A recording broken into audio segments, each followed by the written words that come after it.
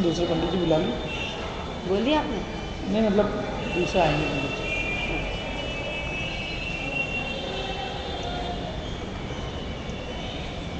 चलो we are on live now.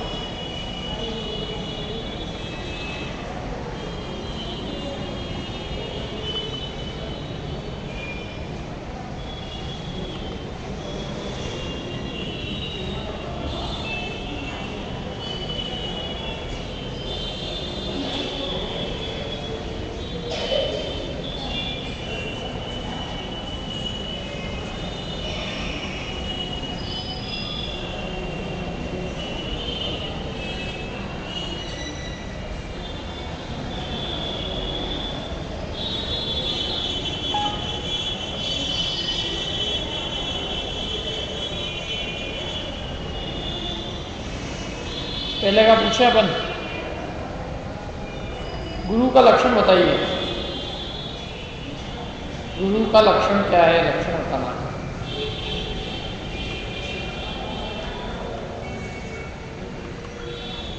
कौन बताएगा?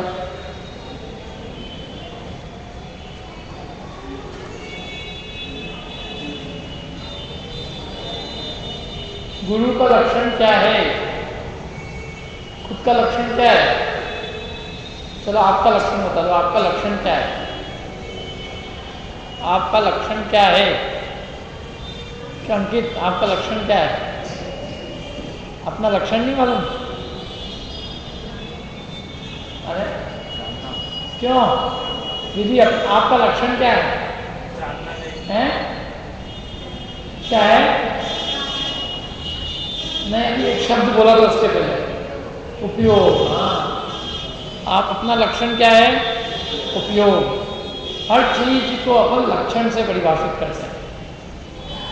जिनवाणी में हर चीज को पहचानने के लिए लक्षण दिया है। लक्षण से लक्ष्य की पहचान होती है। किसी की भी पहचान करना हो, आचार्यों ने हर चीज का लक्षण दिया। लोक में भी अपने को खरीदारी करनी होती ना, तो अपन लक्षण से पहचान जाते हैं। पहचानते हैं कपड़े का लक्षण यदि मालूम हो, कपड़ा अच्छा खरीद लेना आएगा। सब्जी का लक्षण मालूम हो, अच्छी सब्जी कौन सी है, भले ही खूब हरी हरी दिख रही है, लेकिन अपन ने उसको टच करके देख लिया, सूंघ के देख लिया, पता चला तो बासी, लक्षण नहीं मिल रहा है इसमें अच्छी का। तो दुनिया में हर व्यक्ति लक्षण से पहचाना चाहता है, क्योंकि दुनिया में क्या है, यदि आपको लक्षण नहीं पता है तो आप जगह जगह ठगाओगे। सोना खरीदने गए, सर सोने का लक्षण क्या है? सोने का लक्षण क्या है? पीला बना, पीली, उसमें आपको पीतल थमा दी, पीला लक्षण। इसलिए लक्षण बनाने में बहुत सावधानी रखने की जरूरत है। एक बार क्या हुआ, जयपुर के अंदर एक व्यक्ति किराने का सामान लेने गया, तो उसने किराने का सामान लिया, नमक लिया आधा किलो सेंधा नमक, 8 रुपए का नमक आया। तो 8 रुपए का नमक, सुबह सुबह भैया जी नमक लेने गए, तो उसके पास 100 का नोट था। अब वो 100 का नोट, तो उस आदमी ने कहा कि भैया मेरे पास अभी खुले नहीं है, एक काम करो कि तुम जो है बाद में नमक लेने आ जाना जब मेरे पास खुले आ जाए। तो आदमी की नहीं साहब, मेरे को तो नमक अभी चाहिए, मेरे को घर जाके खाना बनाना है और नमक की मेरे को बहुत आवश्यकता है, आप मेरे को खुले कहीं से भी करा के दो। तो उसने कहा कि कोई दुकान खुली नहीं है और मेरे पास अभी खुले है नहीं, तो एक काम करिए 100 का नोट मेरे पास रख जा, क्योंकि मेरी दुकान तो हमेशा यही है, तेरे को मैं कहाँ ढूंढूंगा, तो तू 100 रुपये रख जा और बाद में आके तेरे 92 रुपये ले जाना, ठीक है? उस आदमी ने ठीक कोई बात, बाद में आके ले जाऊँगा, आप मेरे को पहचानोगे तो सही नहीं होगा पहचान गया। फिर वो आया शाम तक काम काज करके, और उस दुकानदार से कहा मेरे भैया 92 रुपये लौटा दो। और उसने कहा कि 92 रुपये, मैं तो आपको जानता ही नहीं हूँ, आपने मेरे से कौन कब दिए मेरे को 92 रुपये? बोले मैंने सुबह सुबह नमक खरीदा था, 8 रुपये का नमक खरीदा था, 92 रुपये बचे। बोले मेरे से खरीदा था? बोला हाँ। बोला हो ही नहीं सकता। बोला आपसे नहीं तो और किसी दुकान में किसी आदमी से खरीदा था, लेकिन इसी दुकान से मैंने नमक खरीदा था। तो बोला हम तो नमक बेचते तक नहीं है, तुमने नमक कैसे खरीद लिया? और कोई दुकान होगी? नहीं, दुकान यही है। बोले देखो ऐसा है, जयपुर में सारी दुकानें एक सरी की दिखती है, तुमको भ्रम हो गया है कि ये वही दुकान है। बोले नहीं, दुकान यही। अच्छा, बोला तुमने कैसे पहचाना कि दुकान वही है? बोला तुमने इस दुकान का चिन्ह क्या निर्धारित किया? तो बोला जब मैंने नमक खरीदा तो उस दुकान के आगे एक गाय खड़ी थी और अभी फिर गाय खड़ी है। तो ये मेरा जो है लक्षण है कि जिस दुकान के आगे गाय खड़ी है उस दुकान वाले से अपने को 92 रुपये लेने हैं। अब ये जो लक्षण बनाने में भूल हुई, अब उसको 92 रुपये उसको वापस मिल सकते हैं? नहीं मिल सकते। क्यों? कि गाय तो अब दूसरी जगह खड़ी हो गई। अब क्या करो? लड़ते रहो उससे कि हमने तेरी दुकान के आगे से लिया है, लेकिन उसने कहा कि भाई तेरे लक्षण ही सही नहीं मानना, हम क्या करें? तूने लक्षण बनाने में भूल कर दी।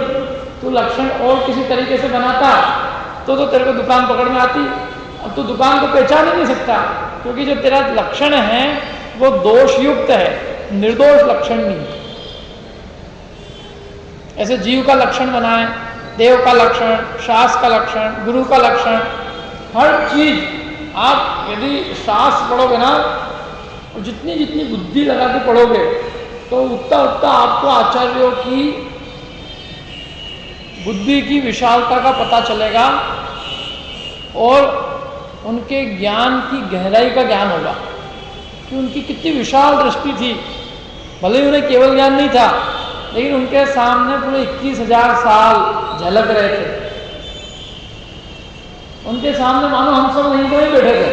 आज हम वो शास्त्र पढ़ते हैं 2000 साल बाद भी, लेकिन उनके जो चिन्ह है वो आज भी इतने सटीक है कि उस पर काल का कोई फर्क नहीं पड़ता। हर चीज के चिन्ह, देव को पहचानना हो तो कैसे पहचाने?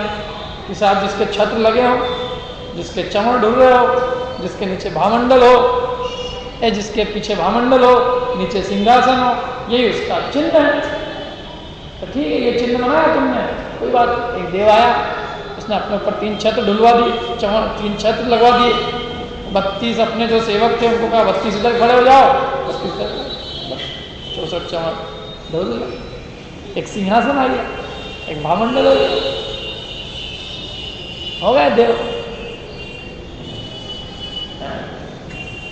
ऐसे शास्त्र किसे कहते हैं? शास्त्र जो संस्कृत में लिखा हो शास्त्र, तो महाभारत लिया है, ये रहा शास्त्र। देखो संस्कृत में लिखा, ये हिंदी में लिखा है इसलिए शास्त्र, संस्कृत में लिखा है इसलिए शास्त्र। गुरु कि जो चमत्कार दिखा दे वो गुरु, इसलिए उन्होंने ये सब रत्नकर्ण शावकाचार्य के कर्ता आचार्य ने हमको एक एक चीज की परीक्षा करना बताया। फिर मेरे से एक जन ने कहा कि साहब देव शास्त्र गुरु के बारे में परीक्षा नहीं की जाती। मैंने कहा परीक्षा हम सभी कर रहे हैं, हमारे आचार्यों ने हमें कहा। रत्नकर्ण शावकाचार्य के कर्ता आचार्य देव वो भगवान की परीक्षा कर रहे हैं। वो क्या कर रहे हैं? उनका देवागम स्त्रोत है, वो देवागम स्त्रोत में कहते हैं भगवान मैं आपकी इसलिए पूजा नहीं कर रहा हूँ कि आपके ऊपर 3-3 छत्र लगे हुए हैं, सिंहासन है और ये 32 देवता चमड़ ढो रहे हैं इधर उधर, इससे कोई आपकी महानता नहीं है? क्या बात कर रहे हो? भगवान को चैलेंज कर लो। हाँ, कौन? समंत भद्र स्वामी। वो बड़े हो गए भगवान से? बड़े नहीं हो गए। भगवान का वास्तविक स्वरूप बताना प्रयोजन है कि इन चीज़ों से उनकी महानता नहीं है, उनकी महानता अन्य चीज़ों से, क्योंकि ये चीज़ तो किसी मायावी में भी पाई जा सकती है। क्या है भगवान का लक्षण? वीतरागी हो, सर्वज्ञ हो, बस ये 2 चीज़ें मेन देखेंगे। ये 2 चीज़ें, बस इन 2 चीज़ें होगी तो देव। 2 चीज़ नहीं है तो देव नहीं। साहब उसके चमर है और भामंडल है और सिंहासन है और छत्र है, तो लाख बात करो, तुम ही बताओ ये है कि नहीं। बच्चा स्कूल के अंदर परीक्षा देवे, फेल हो जाए, लोग कहें अरे फेल कैसे हो गया? माँ के अरे साहब तो क्या करें, जैसे तो वो डिबेट में भी फर्स्ट आया, कि गेम्स में फर्स्ट था, हर चीज़ में फर्स्ट था, वीडियो गेम तो फर्स्ट ऐसा बढ़िया खेलता था। वाह, तुम उससे मतलब नहीं है। तुम ये बताओ कि परीक्षा में पास हुआ कि नहीं हुआ? कि नहीं वो तो नहीं हुआ, तो अब आगे नहीं बढ़ सकता।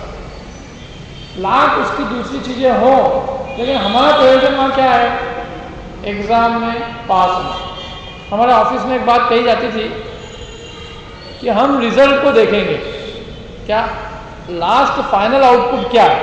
तुम्हें क्या बोले साहब मैं बीमार हो गया था इसलिए मैंने इसकी टेस्टिंग नहीं की, इसलिए मैंने इसको डिज़ाइन नहीं किया। तो बोला हम वहाँ करोड़ों जो कस्टमर है उनको भी यही कहते हैं कि हमारा प्रकाश बीमार हो गया था इसलिए वो नहीं आया प्रोडक्ट। उससे कोई मतलब थोड़ी नहीं है। बोला तुम मरने की कीमत पे भी तुमको बनाने को दिया है, यदि इस तारीख को काम दिया है तो तुमको मौत की कीमत पे भी करना। तुम नहीं कर सकते तो बाहर हो जाओ। हम ऐसे लोगों को रखते नहीं। हमको तो बताओ फाइनल आउटपुट क्या है, और यदि नहीं हो पा रहा है तो पहले से बताओ, हम उसकी व्यवस्था करेंगे। यदि 2 आदमी का काम है और 1 आदमी को दिया है तो हम 1 और आदमी को हायर करेंगे।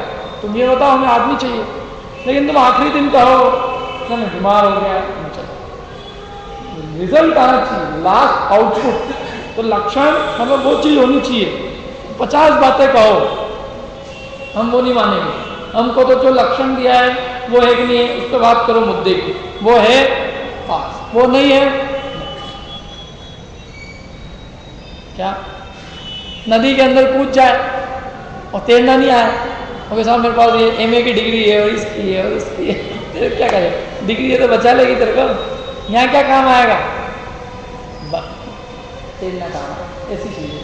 इसलिए हर एक चीज़ का लक्षण दिया अपन ने। देव का लक्षण अपन ने रटा था, श्लोक तो किसी ने भी नहीं रटा होगा वैसे, पर देव का लक्षण कम से कम वीतरागी सर्वज्ञ अपने ख्याल आ गया। ऐसे ही शास्त्र के भी 6 लक्षण बताए। किसको याद है? श्लोक है, श्लोक भी याद, तो श्लोक से बोलो।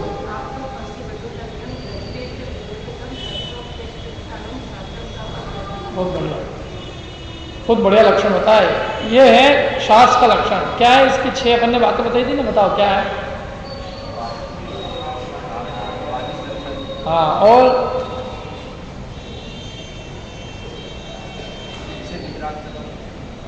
है ही नहीं उसके अंदर, बात ही नहीं विपरीतता का पोषण। और अपन मर्जी से जो लक्षण है उसकी बात करो, इधर उधर की नहीं। जो है एज इट इज आएगा, एज इट इज। लक्षण में एक्स्ट्रा ऐड नहीं किया जा सकता, जो है उसको माइनस नहीं किया जा सकता।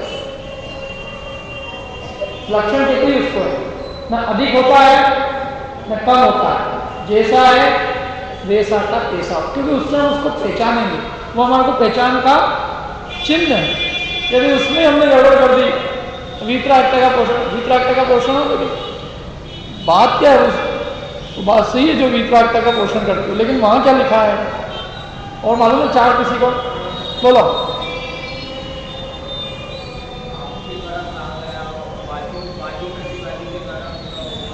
और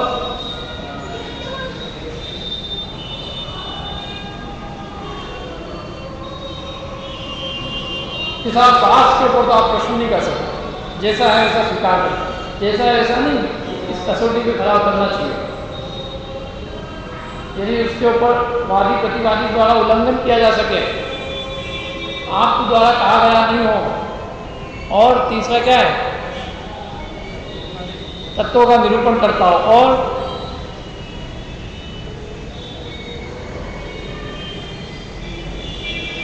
इसको याद है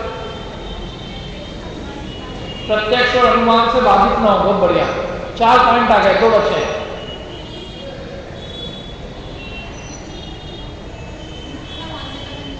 खोटे मार्ग का निषेध करता। कई लोग कहते हैं कि आप किसी दूसरे के मार्ग का खंडन क्यों करते हो, दूसरे की बात को क्यों करते हो? चलने दो जो चल रहा है। दूसरे की बात का निषेध जिनवाणी करती है, अपन क्या करें? जिनवाणी में निरूपण है, जिनवाणी का लक्षण है खोटे मार्ग का, खोटा सिक्का चलता हो तो उसका निषेध करें। क्यों? खोटा सिक्का चलने लग जाएगा तो असली जो मुद्रा है वो चलन से बाहर हो जाएगी, ये डर है। खोटा सिक्का असली सिक्के को चलने नहीं देता। कहावत सुनी कि नहीं सुनी? नहीं मालूम आपको? कौन इकोनॉमिकल स्टूडेंट? कोई नहीं है, कोई नहीं। चलो अच्छा है, टेक्निकल लोग। इकोनॉमी के अंदर पढ़ाया जाता है एक पूरी कहावत एक एक्चुअल रियल थ्योरी के ऊपर आधारित है कि यदि खोटा सिक्का बाजार में चल गया वो असली सिक्के को बाहर कर देगा, क्योंकि वो जब खोटा ही खोटा चलेगा तो लोग असली को समझेंगे नकली, वो बाहर हो जाएगा। तो इसलिए वो खोटे माल का निषेध करती है। जिनवाणी में खोटे माल का निषेध। कोई माँ अपने बेटे को शराब की दुकान पे जाने से रोकेगी कि नहीं रोकेगी? कि साहब क्या है, जाने क्यों दो, अभी तो जा ही रहा है, और कल से वो एकाध क्यों, इसलिए वो दूर से उसका निषेध करती है। उसका प्रयोजन इतना ही है कि जो जीव संसार के दुखों से छूटना चाहता है वो दुख के मार्ग में न पड़े, जीव का हित चाहती है ना। और क्या है इसके अलावा लक्षण? सबके लिए हितकारी हो, प्राणी मात्र के लिए हितकारी। इसलिए जिनवाणी में खोटे मार्ग का निषेध अच्छे से किया है। मतलब ये जिनवाणी का एक लक्षण है। क्या?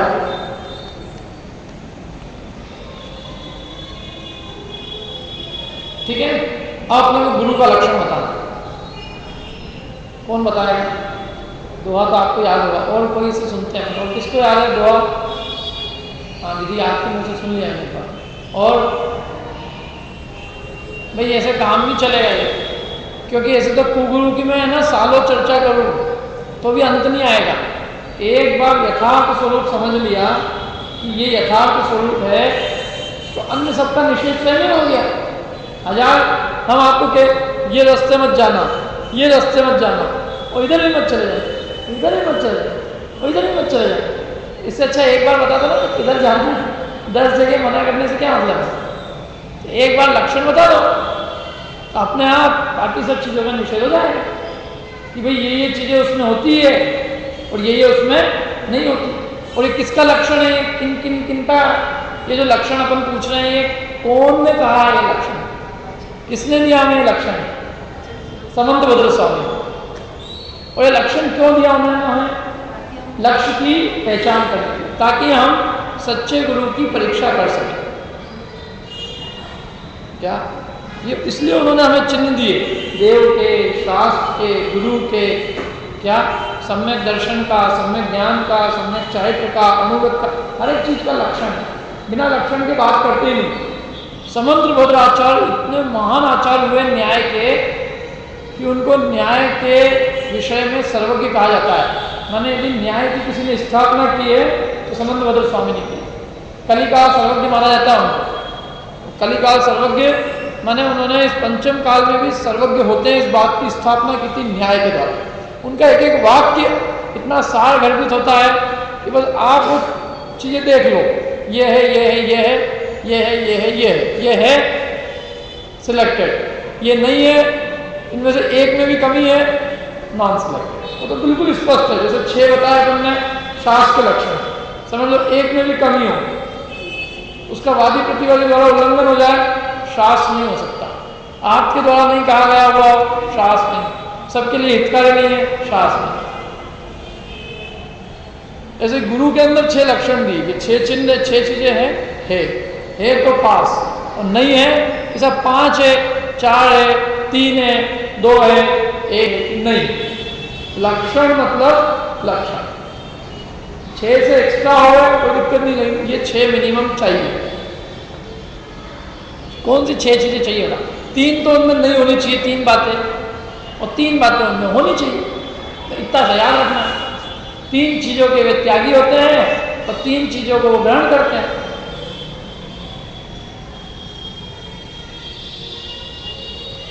क्या है लक्षण गुरु का? जो नग्न रहते हैं वे गुरु है, ये लक्षण है। ये लक्षण बनाए तो क्या दिक्कत है इसका? जो नग्न रहते हैं वे गुरु है, ये लक्षण बनाए तो हैं? नागा बाबा है, सब गुरु के लाइन में। हाँ, और त्रियंश है, ये लक्षण ही नहीं बना सकता, क्योंकि ये अतिव्याप्ति दोष से दूषित है। लक्ष्य को छोड़कर अलक्ष्य में भी पाया जाता है, इसलिए लक्षण नहीं है। ये मैंने एक जगह किताब पढ़ी थी, उसमें लक्षण दिया था गुरु किसे कहते हैं, जो नग्न होते हैं गुरु है। मैंने कहा बच्चों को ये पढ़ा दोगे तो बेचारे आगे वास्तविक गुरु का क्या स्वरूप है समझ नहीं पाएंगे, कम से कम समझने तो दो उनको। क्या लक्षण है, और वो आचार्यों ने दिया, अपने तरफ से अपने थोड़ी बनाया उसको। संबंध पत्र का आचार्य ने दिया, क्या दिया बताओ, क्या 3 चीजें नहीं होती है? हाँ, 1 2 और है। हाँ बताओ, लो नहीं याद है, अरे 1 मिनट, उधर से इधर। और कौन है? अंकित। 3 चीजें कौन कौन सी नहीं होती है? इसका क्या अर्थ है? क्या विषयों से रहित होते हैं कि विषयों की इच्छा से रहित होते हैं? विषयों की इच्छा से रहित, विषय की आशा से रहित। विषयों की आशा जिनके लिए अतीत का विषय बन चुकी। क्या होती है विषय की आशा? विषय की आशा क्या होती है? सब्जेक्ट की इच्छा, मतलब वो हिस्ट्री नहीं लेना चाहते, साइंस नहीं लेना चाहते, मैथ्स नहीं लेना चाहते, ज्योग्राफी नहीं लेना चाहते, क्योंकि विषय से वो रहित है, उनका कोई सब्जेक्ट नहीं है। क्या है विषय? मतलब उसको अच्छे से समझा दो एक बार। हाँ हाँ, आपसे जॉबिंग से पूछा। हाँ, तो एक एक इंद्रिय का उदाहरण देके बता दो। कौन बताएगा? बता दो आज। विजय।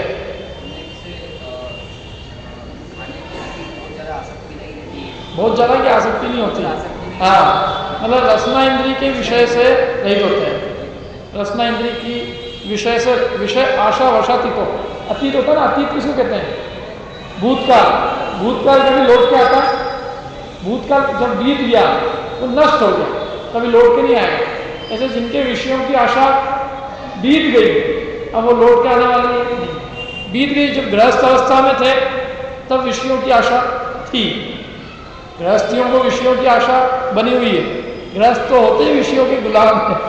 उनको खाने की, सुबह से साथ सुबह उठते ही उनको चाय चाहिए, फिर अखबार चाहिए, फिर टीवी देखने को चाहिए, हैं, गर्मी हो गए तो एसी चाहिए। ये सब 5 इंद्रिय के विषय है। पंखा चाहिए, कूलर चाहिए, चाहिए कि नहीं चाहिए गर्मी से बचने को? पंखा इंद्रिय विषय में आता है कि नहीं आता? कूलर, एसी, लोग स्वाध्याय हॉल बना रहे हैं एसी वाला। मैंने कहा भैया, विषय की आशा से बचने के लिए अपन आए हैं कि विषयों को भोगने के लिए आए हैं? अपन ने कितनी तरक्की कर ली धर्म के अंदर। ये ऐसी जैसी में महाहिंसा होती है, ये कोई कम हिंसा नहीं, अनंत जीवों की हिंसा है इसमें। क्योंकि उसमें जो है ना कंडेंसेशन वगैरह यदि आप पढ़ो तो पूरा जो अंदर की जो पानी होता है, मॉइस्चराइजेशन होता है, वो उसको पूरा वो निकाल के और फिर उसको बाहर की अंदर की बाहर करके और उसको पूरा उसको ठंडा करता है और वो उसकी सारी गर्मी बाहर निकालता है। सारे जीव मरते हैं मॉइस्चर में जितने होते हैं।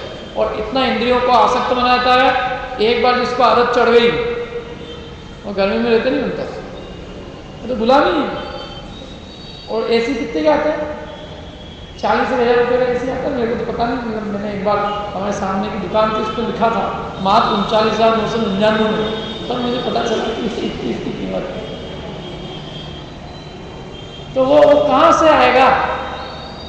है इतनी महंगी चीज, इसकी आदत डाल ले, 40,000 रुपये कमाने में कितने साल लग जाते हैं उसको बचाने में।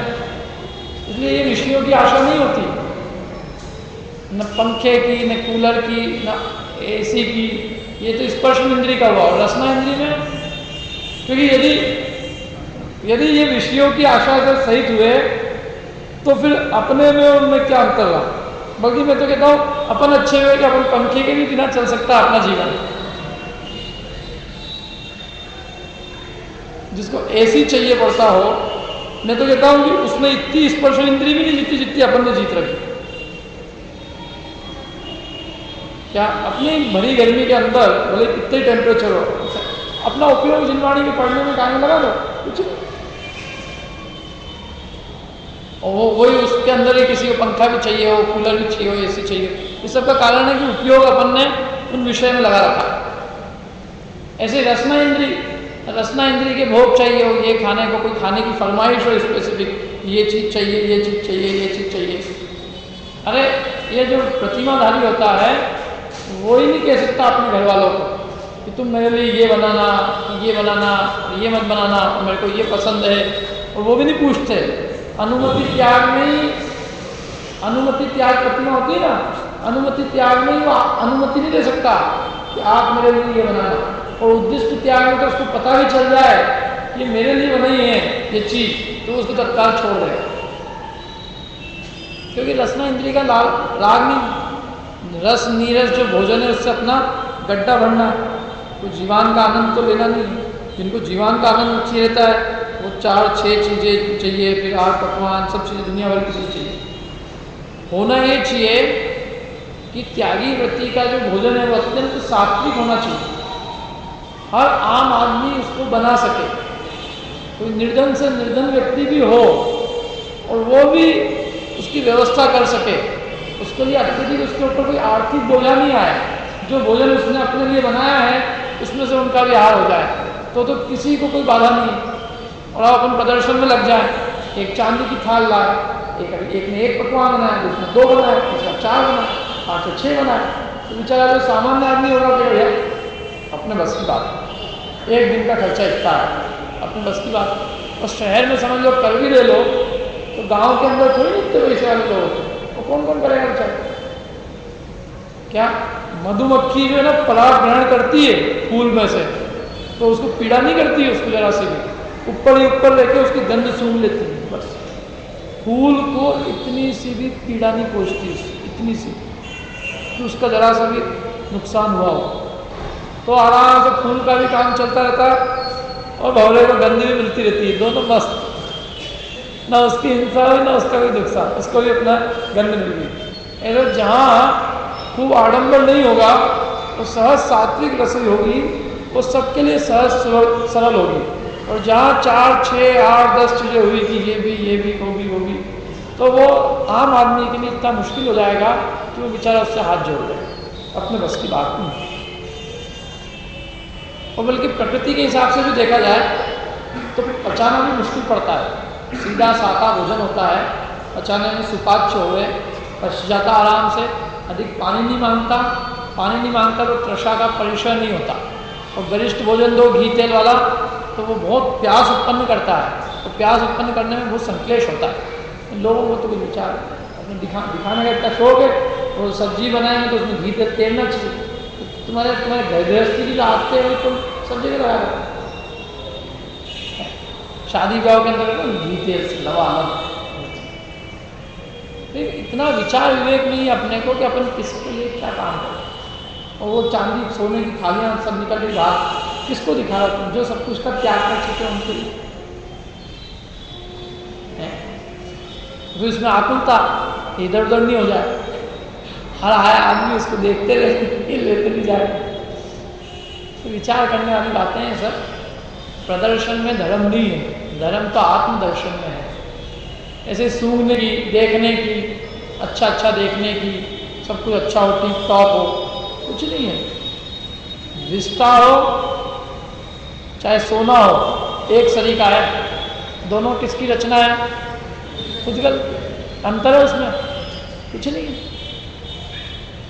वही पुद्गल सोना बन जाता है, वही सोना जमीन में पड़ के अनाज बन जाता, अनाज खा लेता आदमी, रिश्ता बन जाता है। और क्या बहुत बड़ा अंतर तो नहीं उनमें, बुद्धि में अंतर है, बाकी कुछ अंतर नहीं। वो बुद्धि को ही तो मिटाया उन्होंने, तो इसलिए देखने का कोई शौक नहीं, कोई अच्छी प्रशंसा सुनने का कोई शौक नहीं, गाने राग रंग का कोई शौक नहीं। 5 इंद्रियों के विषयों की आशा नहीं होती। 5 इंद्रिय के विषयों की आशा का त्याग एक प्रतिमाधारी संयमी जीव को भी होता है, क्योंकि वो भी 5 इंद्रिय के विषयों से और मन के विषयों से क्या होता है? एक देश विरक्त होता है। वो एक देश विरक्त है और मुनिराज पूर्ण विरक्त है, इतना अंतर है। अपने जीवन में भी उसका अभ्यास होना चाहिए। प्रतिदिन भोजन में सात्विक भोजन हो,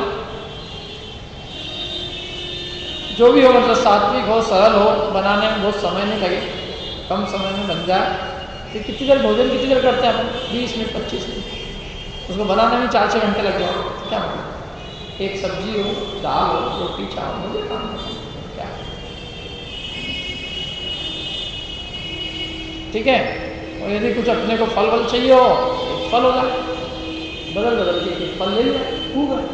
और एक जूस, 2 जूस और 3 जूस और 4 जूस, अंदर वो जाके पेट नहीं है ना, कचरा खाना हो जाएगा अंदर, ये सब नुकसान करता है। एक चीज दो, अच्छे से दो, बढ़िया। एक चीज पियो, अनार पीना तो खूब अनार पी लो, अगले दिन सेब फल, अगले दिन नारियल का पानी, जो भी लेना होता है आपको, जो जिसको पसंद हो। कहने का तात्पर्य है कि वो सब संयमित होना चाहिए। यदि असंयमित होगा तो अपने शरीर में भी बाधा उत्पन्न करेगा।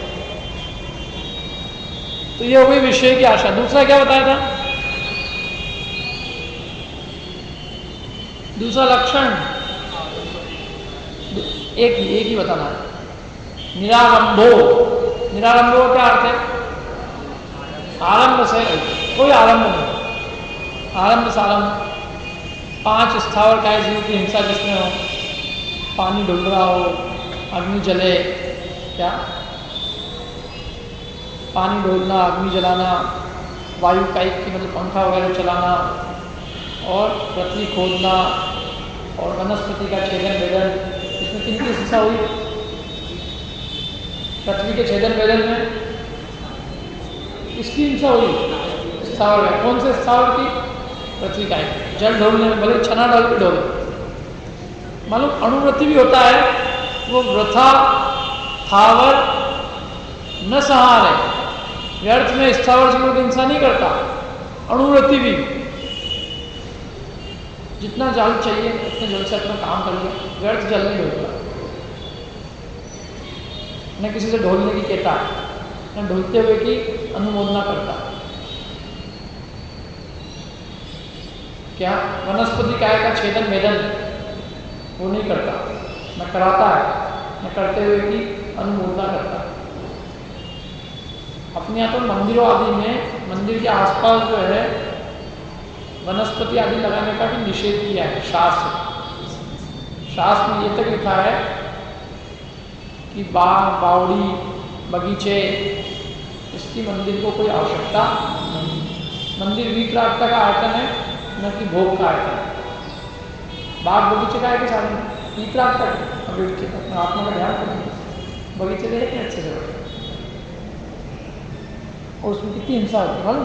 1 इंच जमीन खोदो आप, अभी खोद के देखना, जो जमीन है 1 बाय 1 इंच की जमीन खोदो, इतने गिंडोले वगैरह दिखेंगे उसमें बरसात में, ऐसा लगेगा कि साक्षात जीवों की भयंकर जीवी जीवे यहाँ।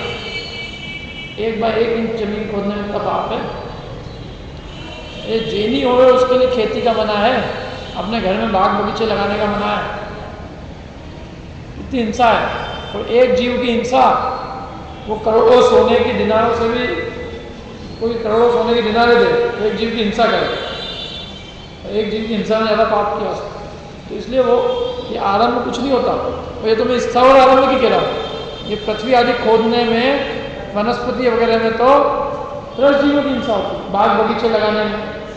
अरे गिंडोले के गिंडोले ऐसे मरते हैं कि बड़ा आगर बड़ा, सांप के सांप, छोटे छोटे पंचेंद्रीय जीव, ठाक ठाक, एक कुलाड़ी खोदी गया,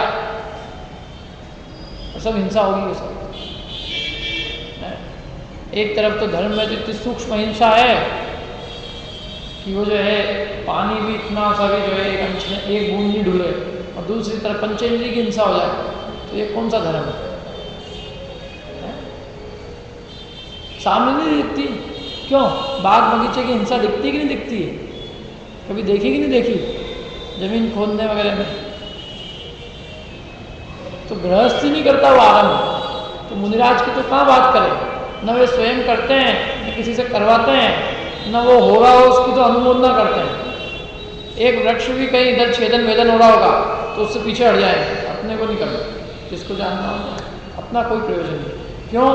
एक वृक्ष के आश्रय से अनंत जीव होते हैं, एक वृक्ष के आश्रय से अनंत तो स्थावर और असंख्यात रस जीव होते हैं।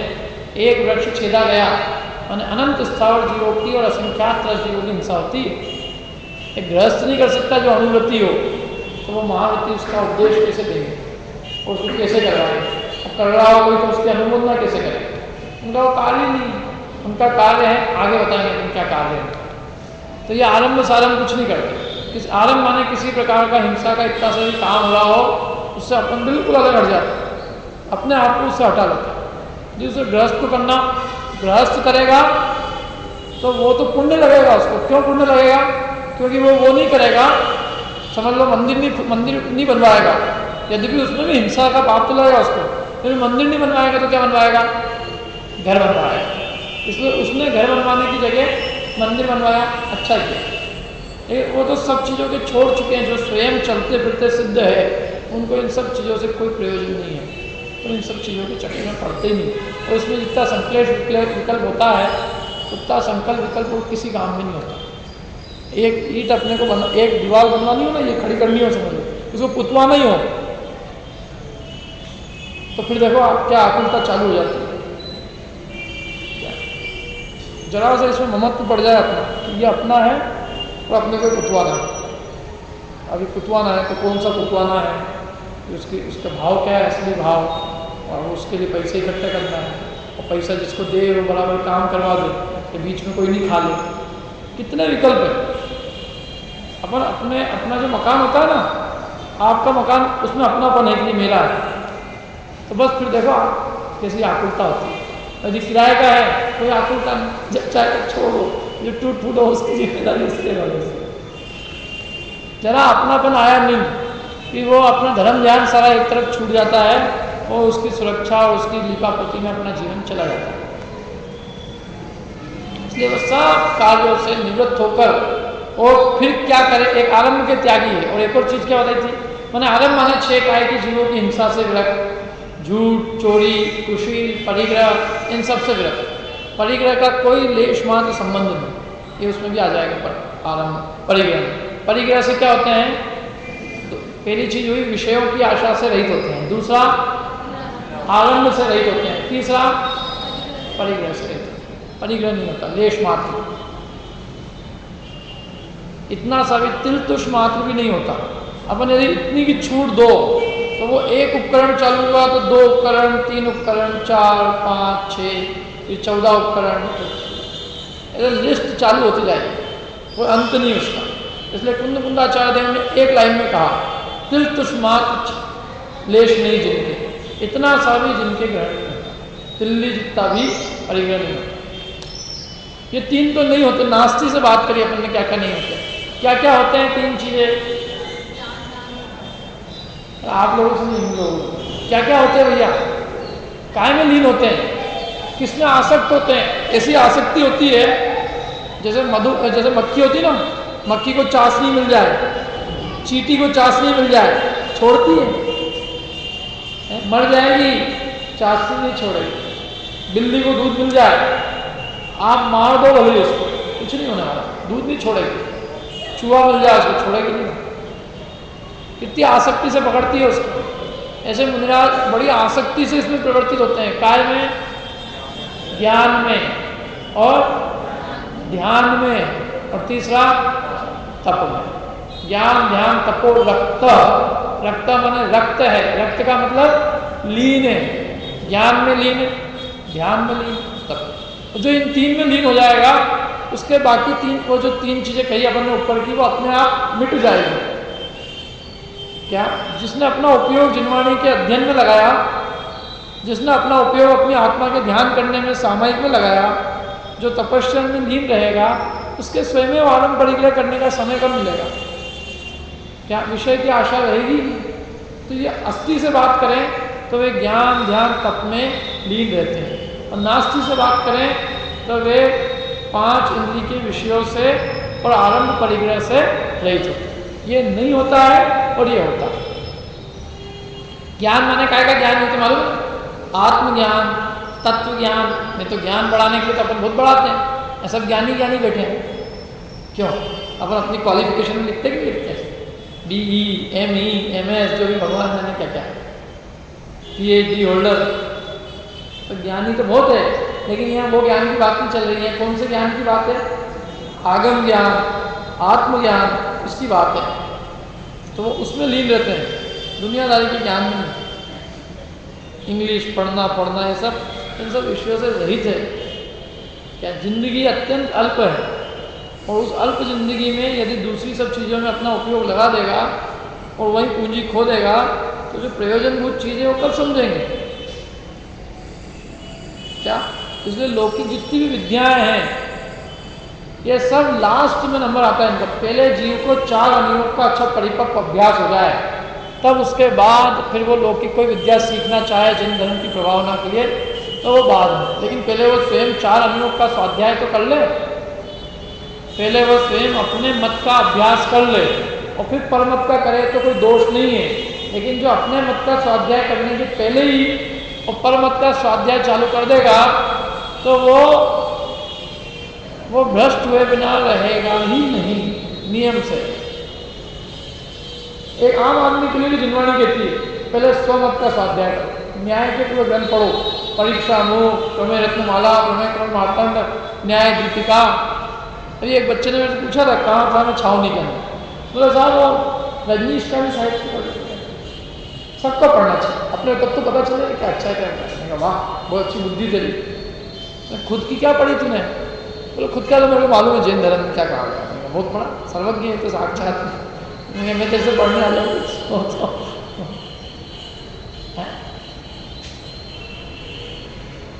बोले उसमें क्या बुराई है? मैंने कच्चा घड़ा होता है ना, कच्चा घड़ा, और कच्चे घड़े के अंदर ये थोड़ी थुका पिटी हो गई तो टूट जाएगा, एक बार पक्का घड़ा हो गया तो कोई दिक्कत नहीं। इसलिए एक बार तो अपने आगम का 4 नियोग का स्वाध्याय कर ले, फिर तो कुछ पढ़। और फिर भी पढ़ने का ऐसे कहानी जिनवाणी ने तो फिर भी नहीं कहा। जिनवाणी तो कहती है कि मनुष्य भाव का समय इतना अल्प है कि एक आगम के अभ्यास के अलावा अन्य समस्त अभ्यास निरर्थक है, पाप बंध को करने वाला है। और ध्यान काय का ध्यान करें, काय का ध्यान करें, अपने निज आत्मा का ध्यान, धर्म ध्यान, इष्ट की ध्यान, आर्थ लोग तो ध्यान नहीं करें, किसी इष्ट के वियोग में दुखी नहीं हो, अनिष्ट के संयोग में दुखी नहीं हो, तो पीड़ा को नहीं सोचे, आगामी काल में भोग मिले ये नहीं चिंतन करे, हिंसा झूठ चोरी परिग्रह में आनंद नहीं माने, ये मतलब आर्थ क्रोध ध्यान नहीं हो। और कौन कौन से ध्यान हो? धर्म ध्यान हो, और धर्म ध्यान के 4 भेद कौन कौन से? आज्ञा विचय, भगवान जिन्हें की आज्ञा का विचार करे, कर्मों के फल का विचार करे, लोक के आकार प्रकार का विचार करे, ये जीव संसार में मिथ्यात्व से कैसे रहित हो, संसार में जीवों का मिथ्यात्व कैसे छूटे, लोग धर्म में कैसे लगे, मोक्ष मार्ग में कैसे लगे, तत्व में रुचि कैसे उत्पन्न हो, इसका निरंतर विचार करें। सोचे इस बात कि लोग आज स्वाध्याय में कैसे प्रवृत्त हो, क्या कैसे लोगों की रुचि अपने आत्मकल्याण की ओर हो, इसके बारे में निरंतर सोचे। धर्म ध्यान, सुखी ध्यान तो है अद्भुत चीज है, इसका फल तो साक्षात मोक्ष ही है। ज्ञान ध्यान और तपोरक्त, तप कितने प्रकार के कहे थे? 12। कौन कौन से तप? वो पंचाग्नि तप है ना, अनुष्ठान, पुनोदर, रस का त्याग, परिसंख्या, क्रियाशंका, क्लेश, प्रायश्चित, विनय, वैयाव्रत, स्वाध्याय, विसर्ग, ध्यान, 12 प्रकार के तप ये है। तो ये असली लक्षण है। अब आप इसकी दुनिया भर की चर्चा करो कि साहब ये है, ये है, ये तुमको लक्षण दिया ना, लक्षण समझते नहीं समझते, एक बार लक्षण कसौटी पे कस लो, बुद्धि अपने पास है कि नहीं? ये लक्षण पे, ये लक्षण है, किसने लक्षण दिया है? समंत भद्र स्वामी ने दिए। कौन से काल में हुए समंत भद्र स्वामी? पंचम काल में हुए। तो किनका लक्षण दिया है? चतुर्थ काल है कि पंचम काल? गुरु का लक्षण है, तो कोई भी काल में हो, चतुर्थ काल और पंचम काल से उसको क्या लेना देना? शास्त्र का लक्षण, देव का लक्षण और गुरु का लक्षण, अरे किसी चीज का लक्षण हो, लक्षण त्रिकाल एक रूप रहता है। सोने का लक्षण जो आज है वो कल बदल जाएगा, जीव का लक्षण बदल जाएगा, उद्गल का, धर्म अधर्म आकाश काल का, आश्रय का, बंध का, संवर्ण निर्जला मोक्ष का, उसे काल से क्या लेना देना? आश्रय जो है वही रहेगा। जिनवाणी आउटडेटेड नहीं होती है, जिनवाणी तो अप टू डेट रहती है। क्या जिनवाणी आउटडेटेड कभी नहीं होती? जिनवाणी में जैसे जैसे टाइम बीतता है जैसे और अप टू डेट होती जाती है। अप टू डेट माने बिल्कुल वो उसी डेट की ओर बात करेगी। जितनी जिनवाणी की पहले आवश्यकता नहीं थी उससे ज़्यादा आज है। मनुष्य जितना पहले नहीं भटकता था उससे ज़्यादा भटक आज रहा है, तो उसको उतनी जरूरत है नहीं आज। तो वो कोई आउटडेटेड हो गई कि साहब वो पहले की बात थी। अरे पहले वाले की कुछ नहीं बात थी, जो बात है वो तुम अनंत काल बाद भी आओ, अनंत काल बाद भी अपनी क्लास लगेगी। और यदि देवशास्त्र गुरु का लक्षण बताया जाएगा तो वो यही है, चाहे तुम चौथे काल में आओ, चाहे पंचम काल के अंत में आओ, चाहे तुम कभी आओ, देव का, शास्त्र का, गुरु का लक्षण तो यही है। और नहीं तो फिर हिंदू में और जैन में कोई अंतर नहीं रह जाएगा, क्योंकि थोड़ा बहुत तो पालन वो भी करते ही। फिर तो आसाराम जी को अच्छे से क्या दिक्कत, हमने क्या किया। एक लाइन खींचनी पड़ेगी अपने, ये लाइन, ये बाउंड्री है, इस बाउंड्री के इधर है तो उस मत की बात, इस इधर है या अपना,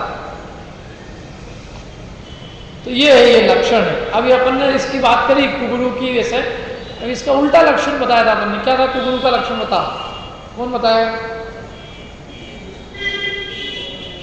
अन्य आप लोगों को सब याद है, आपका तो रिवीजन है एक तरह से, बल्कि हम आगे से आपको कहीं पढ़ाने की जिम्मेदारी देते हैं यार। नहीं, जो लोग नहीं, मतलब और दूसरे लोग हैं तो वो लोग थोड़ा समझ लें। क्या बताओ कुगुरु का लक्षण है? धन या वस्त्र दिखाई दे, ये थोड़ी लिखा उसमें। धन और वस्त्र से क्या हो? धन वस्त्र उनके पास हो कि धन वस्त्र से स्नेह हो? स्नेह हो। क्या है उसकी लाइन, याद है किसी को? हाँ, ये बच्चे लोग जरा आगे बढ़े। अंतर रागादिक धरे जे, बाहर धन अंबर ते सुने।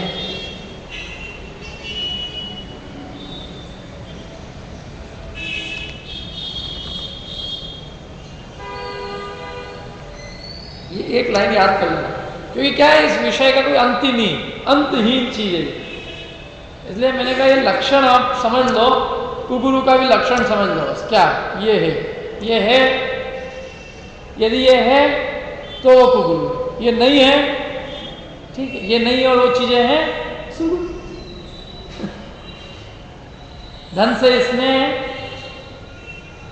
कपड़े से स्नेह, अंतर रागादिक भाव है। और धारे कुलिंग माने जो लिंग है, चिन्ह ने वो धारण किया। क्या उसने जो जिनवाणी में जो चिन्ह कहे, मतलब जिनवाणी में जो वेश कहे, क्या उन वेशों में मिलता? उसके अलावा यदि वो वेश में नहीं है तो पहले ही रिजेक्टेड है। इसलिए अपने यहाँ जो है ना, ये लाल सिंदूरी कपड़े, ये जिनवाणी में कोई वेश ही नहीं कहा। मठ रख, पूरी की पूरी व्यवस्था रखे, पूरी की पूरा सारा का सारा आडंबर पड़ी गया। तो अब क्या, मैं तो कहता हूँ उससे ज़्यादा व्यवस्था तो अपने, उससे कम व्यवस्था तो अपने जीवन है। अपने तो एक घर की व्यवस्था बड़ी भारी लग रही है, और यहाँ तो घर क्या, पूरा का पूरा गांव की व्यवस्था है। और अब वो पीछी कमंडल, तो पीछी कमंडल का तो उपहास है। क्या पीछी कमंडल है? क्योंकि मठाधीश थोड़ी नहीं है अपने यहाँ, मठ के त्यागी होते हैं, मठाधीश नहीं होते। और ये सिंदूरी कपड़ा, लाल कपड़ा, ये कपड़ा है ही नहीं, तो वस्त्र सफेद होता है। मतलब चिन्ह यही होते हैं, 3 चिन्ह होते हैं। इन 3 चिन्ह के अलावा चौथा कोई भी चिन्ह धारण करे, माने कोई भी चौथा वेश धारण कर ले, आ जाए कुछ भी पहन के, तो पहले ही बाहर, नहीं तो बाहर से ही बाहर। अंदर के निर्णय तो बाद में करेंगे कि अंदर में रागादिक है कि नहीं और इसमें है कि नहीं धन से। इन्हें चिन्ह, ये चिन्ह जिनवाणी में नहीं कहा कि इस वेश को तुम धारण कर सकते हो। जो वेश तुमने धारण किया है वो वेश की जिनवाणी अनुमति नहीं देता है। और या तो हम शास्त्र बंद कर दें, ये तुम्हें मानना हो तो, और यदि शास्त्र खोलते हैं और यदि शास्त्र को मानते हैं तो स्वाभाविक रूप से वेश नहीं है तो उसको कैसे माना जाएगा? एक में एक का तो निषेध हो गया ना, है? शास्त्र का निषेध करते, शास्त्र में गलत नहीं कहा, शास्त्र तो ऐसी है, शास्त्र में तो क्या है? तो कहते नहीं, एक न एक किसी न किसी का, यदि शास्त्र के अंदर यथार्थ चीज है तो शास्त्र उसका लक्षण बता रहा है, चिन्ह बता रहा है। और इसलिए आचार्यों ने सब चीज़ें लिख दी कि ये भोला आदमी कहीं ठगाया नहीं बेचारा। आचार्यों ने स्वयं ने 2000 साल पहले ही सब पुख्ता व्यवस्था अपने लिए कर गए। कुंदकुंदाचार्य देव कर गए, समंतभद्र स्वामी कर गए, सारे आचार्य अपने लिए कर गए। अब आज की तारीख में लोग उसकी पढ़ते अपने अपने हिसाब से अक्कल लगाते रहते हैं, ये ऐसा इस पंचम काल में ऐसा ऐसा। तो पंचम काल में शास्त्र पढ़ो, शास्त्र लिखा है, शास्त्र में लिखा है कि पंचम काल में ऐसा होता है, चौथे काल में सब। शास्त्र में कहीं काल की अपेक्षा से विभाजन भी किया। शास्त्र कुछ और ही कहता है। ऐसा शास्त्र इतनी पक्की बात करता है कि आप यदि इसको पढ़ोगे तो आपको पता चलेगा कि ये वस्तु स्वरूप कितना आगे है। हम यहीं ठहर जाएंगे तो आगे कैसे जाएंगे।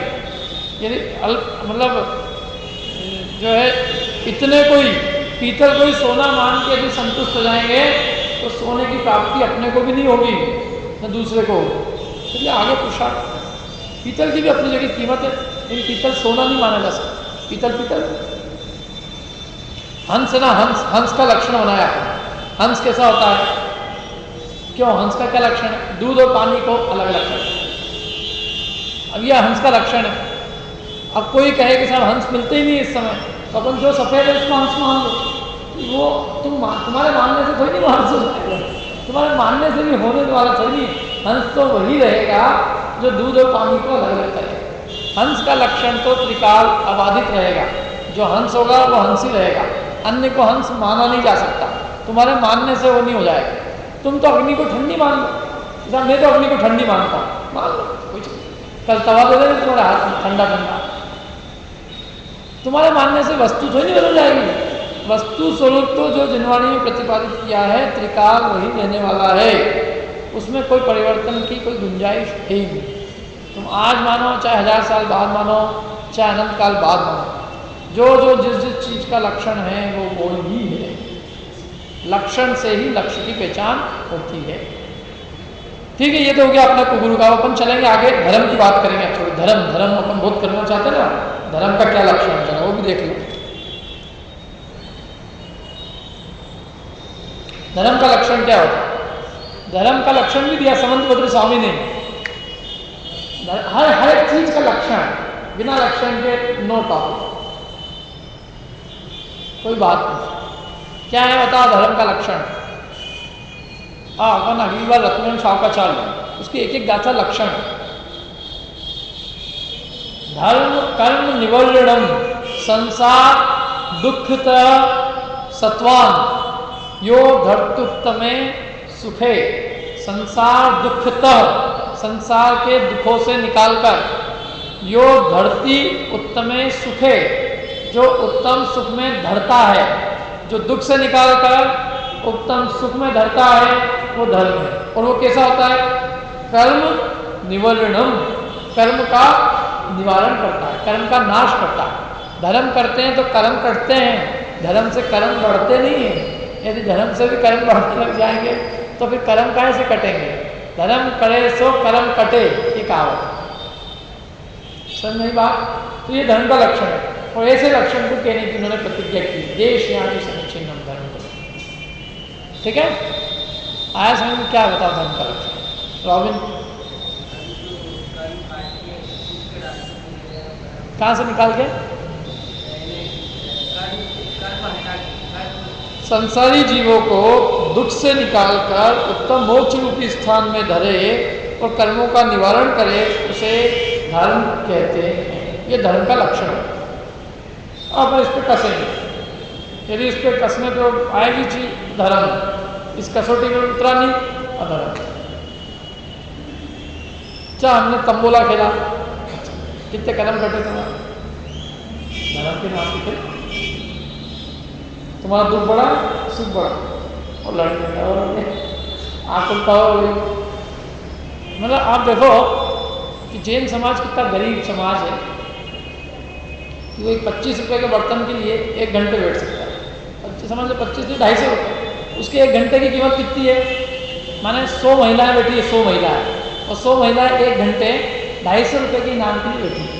इनकी वो कहता ना हिंदी में, इनकी इतनी हो, मैं बोल नहीं सकता शब्द, इनकी इतनी वक्त है, इन्होंने अपने समय की इससे अधिक कीमत जानी ही नहीं है, तो मिल जाएगा बेचारे, क्या करें। इनकी बुद्धि वो 250 रुपये के ठीकरे में है, मिल जाएगा, मिल जाएगा, हमारा नंबर आ गया। और तुम्हें क्या मिल सकता है, तुम ये नंबर आ गया, मेरा नंबर आ गया, छेद लगाओ है, थोड़ी अक्ल तो लगाओ, तुम अपने मनुष्य जन्म का उपयोग कराने कर रहे हो, छेद नंबर, इतनी भिक्षा हो गई, और दूसरों को पैसा जेब में भरना चाहते हो, तो तुम कमा नहीं सकते 250 रुपये कि 5-5 रुपये सबने इकट्ठे किए, 50 जने के पैसे मेरी जेब में आए, सट्टा खेल नहीं, और धर्म हो रहा अच्छा, और सब कर रहे हैं आराम से, मंदिर में हो गया, पंडित जी के तो पंडित जी भी बाहर रहे, इनको कुछ अक्ल तो है।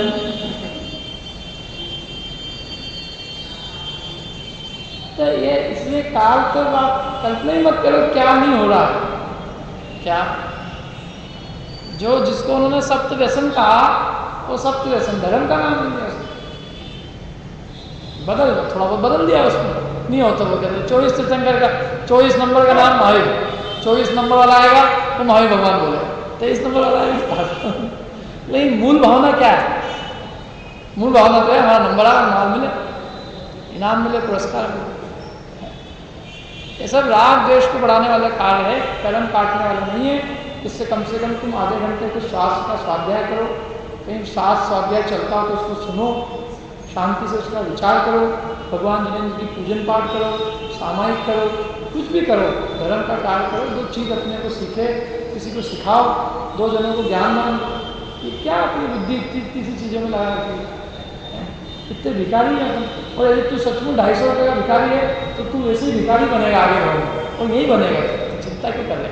और जिसने अपने समय की कीमत जानी कि मेरा एक समय, अरे एक समय तो 1 लाख रुपये भी देता, मेरे को एक समय तेरे लिए नहीं देना, जिसको ऐसा अंदर में बल हो तो वो नहीं पढ़ सकता इन चक्कर में। और जिसको ये हो कि समझ मेरे क्या 1 घंटे ही तो गया 250 रुपये मिल गए, ठीक है, तेरे 1 घंटे की तुम्हें इतनी कीमत समझी।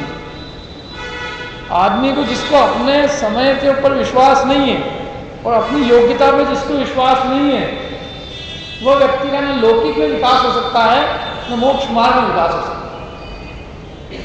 और जिस जीव की प्रवृत्ति इतनी छोटी छोटी चीजों में है, वो क्या है, और बहुत सारी बातें हैं। देखो क्या है, अपन कुधर्म के स्वरूप को समझते हैं थोड़ा सा, क्या है कुधर्म का स्वरूप, तो धर्म का हो गया ना, कुधर्म का क्या स्वरूप है, कोई बता सकता है यदि किसी को याद होता?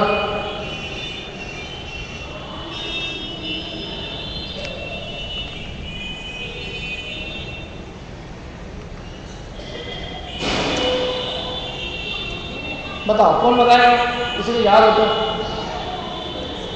6 डाला के आधार पर बताना कुधर्म का स्वरूप, पढ़ के बता देना।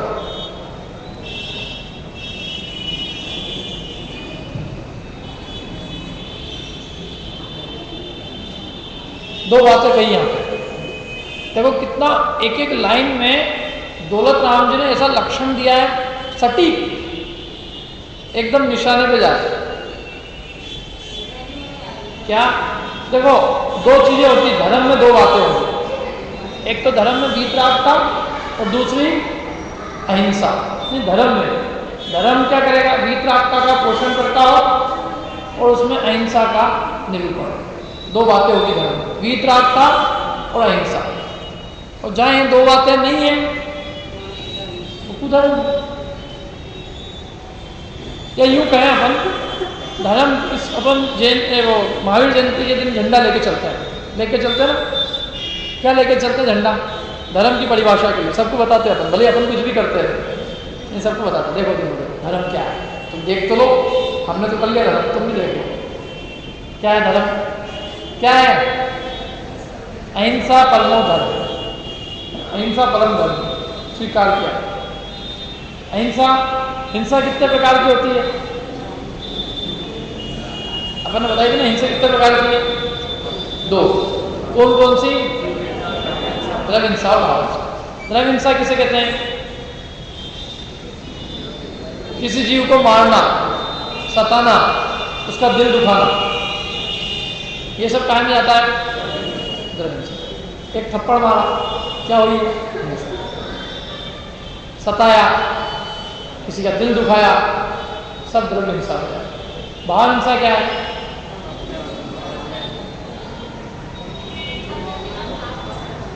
भाव करना भी द्रव्य हिंसा नहीं है। हाँ, नहीं, एक शब्द है पुरुषार्थ सिद्धि पाई की परिभाषा मैंने बताई थी पहले, खलु रागादि नाम। अप्रादुर्भाव खलु रागादि नाम, ये किसकी, ये परिभाषा किसकी? ये तो हिंसा की है। और हिंसा की इसकी अगली लाइन में अप्रादुर्भाव माने प्रादुर्भाव माने उत्पन्न होना, अप्रादुर्भाव माने उत्पन्न नहीं होना, खलु माने वास्तव में, रागादि नाम माने रागादि भाव की, रागादि भाव का उत्पन्न नहीं होना। ये क्या है? अहिंसा। कौन सी अहिंसा? भाव हिंसा। और तेषाम एव उत्पत्ति, उन रागादि भाव की उत्पत्ति होना, वो क्या है? भाव हिंसा। इति जिनागमस्य संक्षेप, ये जिनागम का संक्षेप।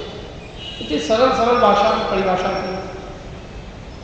रागादि भाव की उत्पत्ति होना भाव हिंसा है, जीवों की हिंसा करना द्रव्य हिंसा। दोनों हिंसा हो गई। भाव हिंसा के पूरी, जो हिंसा का पूरी तरह से त्याग तो नहीं होता है, लेकिन 3 कषाय चोपड़ी का त्याग ना, उतना हिंसक है।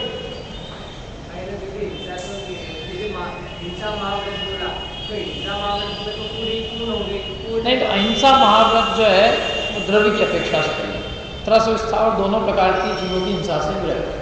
भाव हिंसा तो पूरी नहीं होगी, 10वीं के बाद।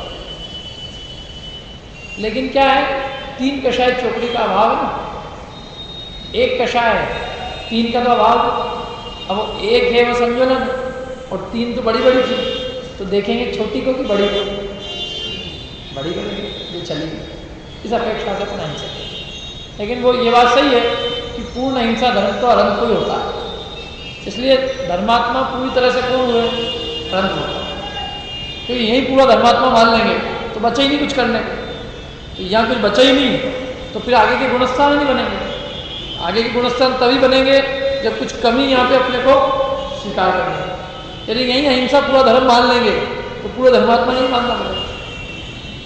ये थोड़ा सा राग है संतुलन का, लेकिन उससे कोई दिक्कत नहीं। हाँ, ये अनंतानुबंधी का है तो वो पूरी हिंसक है, क्योंकि राग कुछ गए, लेकिन मिथ्या तो अनंतानुबंधी है। चारों कषाय है, चारों कषाय मतलब भाव से तो पूरा हिंसक है। लेकिन जो अहिंसा महाव्रत की चर्चा है वो द्रव्य की अपेक्षा से, द्रव्य से यदि वो जीवों की हिंसा नहीं करता तो वह हिंसा महाव्रती कहलाएगी। हाँ, भाव से तो जरूर वो अवृत्ति है, इसलिए पहले गुणस्थान को भाव की अपेक्षा क्या कहा? अवृत्ति। पहले गुणस्थान वाला जीव महाव्रत भी धारण कर ले, लेकिन उसके अनंतानुबंधी का अभाव नहीं होने से उसको अवृत्ति कहा जाता है। ठीक है ना। और 6ठे 7वें गुणस्थान में द्रव्य से भी हिंसा का त्याग है, और भावों में 3 कषाय चोपड़ी का त्याग है।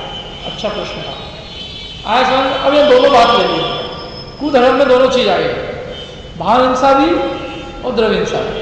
कहाँ है भाव हिंसा? कहाँ है हितेश जी? कहाँ है? हाँ, रागादिक भाव ये हिंसा समेत, मैंने रागादिक तो भाव हिंसा सहित, मैंने राग और द्वेष आएगा कि नहीं आएगा उसमें? कहाँ लिखा द्वेष? किसी को मार मतलब राग हिंसा है, तेरे से प्रेम नहीं किया हमने, इसलिए तेरे को 2 छप्पड़। क्योंकि प्रेम करना हिंसा कहा है शास्त्र में, हम प्रेम नहीं करते किसी, हम तो बस मार पीट देते। क्या माँ बेटे को अच्छे लगा दो चप्पल, बेटा ये क्यों मारा मेरे को? आज शास्त्र हम पढ़ के आए पढ़ने कि राग करना हिंसा, इसलिए हम जैसे राग नहीं करते, द्वेष करते। तो द्वेष तो हिंसा है ही, इसको समझाने के लिए थोड़ी पंडित जी की जरूरत थी। पंडित जी ने समझा था इतना तो तुम्हारे भेजे में तेरे भरा है, तुम क्या तुम्हारे दिमाग में जो बात नहीं थी, क्या जो चीज नहीं थी आचार्यों को वो बतानी थी, जो आचार्यों को मालूम था कि जिसको सब मानते ही है। द्वेष को कौन नहीं मानता? हिंसा बता, इसको पढ़ने के लिए यहाँ आने की जरूरत है। किसी को मारना, सताना, दिल दुखाना, ये हिंसा है। इसको पढ़ने के लिए मेरी क्लास की कोई ज़रूरत नहीं है, ये तो सब जने जानते हैं।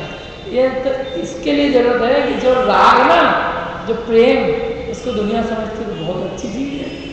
माँ को बेटे से प्यार होना चाहिए, पति को तो पत्नी से प्यार होना चाहिए, माँ है पुत्र का पिता से, पिता का पुत्र से, माँ बेटे का, परिवार में एक दूसरे से बहुत प्रेम से रहना चाहिए।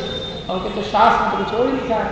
शास्त्र तो कहता है कि राग ही द्वेष का कारण है। यदि राग नहीं होगा तो द्वेष भी नहीं होगा। बिना राग के द्वेष नहीं हो सकता आपको किसी से। आप किसी से ऐसे ही लड़ लोगे, क्यों ऐसे ही लड़ोगे कि कोई ना कोई राग से लड़ोगे। बिना फालतू के कोई नहीं लड़ता।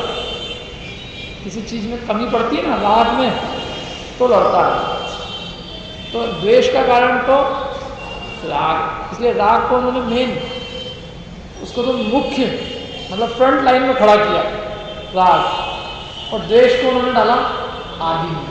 उन्होंने कहा कि हम द्वेष को फ्रंट लाइन पर खड़ा कर देंगे, द्वेष को कह देंगे और द्वेष आदि कर देंगे, तो आदि में राग को भी नहीं याद करने वाला। ये बहुत समझदार प्राणी है। इसलिए उन्होंने राग को कहा अप्रादुर्भाव खलु रागादि नाम, कि इसकी थोड़ी बुद्धि इसमें जाए कि देखो आचार्यों ने राग को भी हिंसा कहा। एक तो राग के कारण हिंसा होती है, किसकी किसकी हिंसा होती है राग के कारण? क्यों? दूसरों की कि अपनी, कि दोनों की, कि दोनों की नहीं? क्या है इसके चार आंसर है। रागादि भाव करने से किस किस की हिंसा होती है? अपनी, दूसरों की, दोनों की, कि दोनों की नहीं? कितने लोग कह रहे हैं कि अपनी और दूसरों की और दोनों की? दोनों की चालों का आंसर सही है, क्योंकि इसमें दोनों की हिंसा है। रागादि भाव करने में अपनी तो हिंसा है ही, अपने शुद्धों की और उनके भाव प्राणों का घात हुआ, अपनी शांति का घात हुआ, या हिंसा हुई। और रागादि भाव की वजह से द्वेष उत्पन्न होता है, हम दूसरे को भी उसके कारण मारने लगते हैं, लड़ाई करने लगते हैं। कि जिससे राग है उसमें कमी पड़ती है तो लड़ने लगते हैं, तो दूसरों की भी हिंसा की। इसलिए इसमें स्व की भी हिंसा है और पर की हिंसा। एक तो रागादि भाव हो गया। दूसरा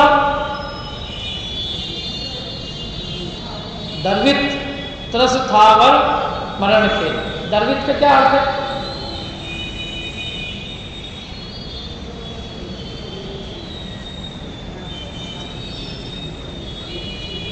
बताओ, जो बताएगा मैं समझूंगा कि उसने छेड़ाना पड़ी है।